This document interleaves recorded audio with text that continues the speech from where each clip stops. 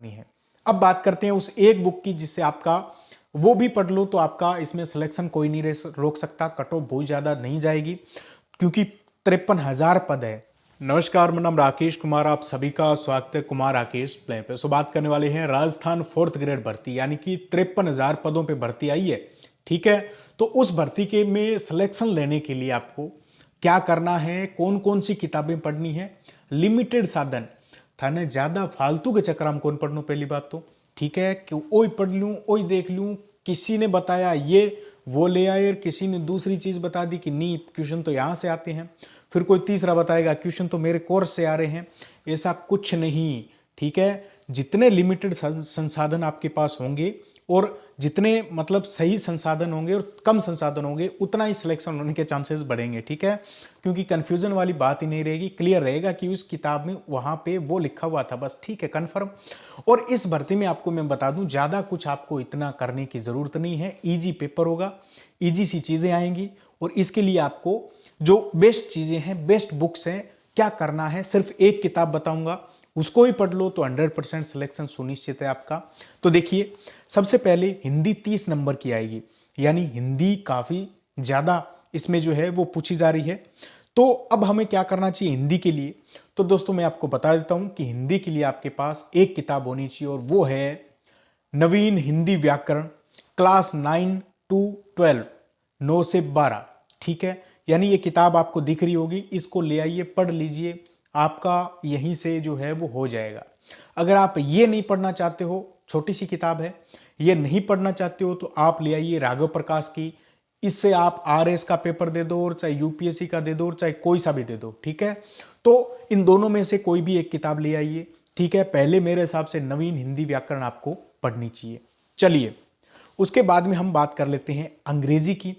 अंग्रेजी में हमें क्या करना चाहिए? तो इंग्लिश के 15 क्वेश्चन है, यानी वेटेज काफी अच्छा है। 15 क्वेश्चन यानी एक नंबर में भी इधर उधर हो जाएगा।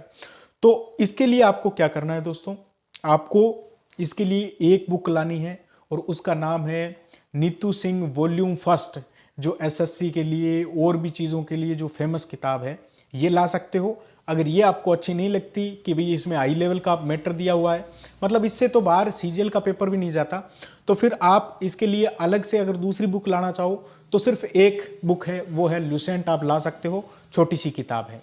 ठीक है, ये ले आओ तो फिर अदर पेपर भी आप इससे कर सकते हो, बाकी बिल्कुल इजी क्वेश्चंस आपको पूछे जाएंगे। ठीक है दोस्तों, चलिए अब बात कर लें राजस्थान जीके के लिए।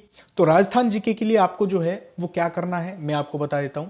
राजस्थान अध्ययन क्लास 6 से लेकर 10वीं की जो किताबें हैं उनकी पीडीएफ ऑनलाइन टेलीग्राम चैनल पे प्रोवाइड करवा दूंगा, वो देख लो अगर आप, तो फिर आपका सिलेक्शन, मतलब सिलेक्शन क्या, ये जो चीज़ है राजस्थान जीके, ये वहीं से क्लियर हो जाएगा।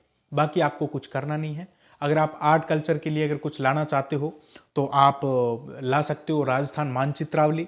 बाकी आपको बहुत ज़्यादा कुछ नहीं करना, अगर वो भी कर लो तो बहुत है आपके लिए। बाकी लास्ट में आपको एक बुक तो बताऊंगा जो आपके लिए सबसे बेस्ट है, सिर्फ वही ले आइए, बाकी और कुछ नहीं करना। चलिए भूगोल की बात कर लें। इसमें राजस्थान भूगोल भी हो सकता है और साथ में इंडियन भूगोल भी हो सकता है।